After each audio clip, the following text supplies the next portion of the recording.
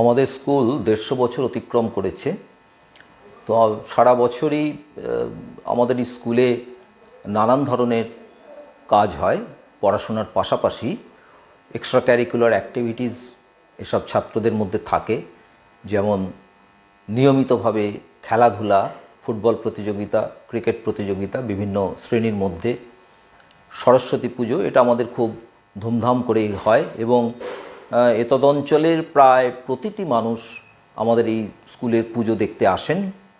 এছাড়া আমাদের cultural programme বা সাংস্কৃতিক অনুষ্ঠান হয়।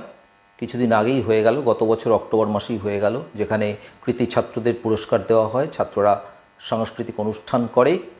তো এইভাবে আমাদের স্কুলের একটা ধারাবাহিকতা আছে, যেখানে পড়াশোনার পাশাপাশি তারা যাতে অন্যান্য খেলাধুলার চর্চা, শরীরচর্চা ইত্যাদি করতে পারে, সবটাই আমরা খেয়াল রাখি যাতে একটা পূর্ণ বিকাশ হয় ছাত্রদের।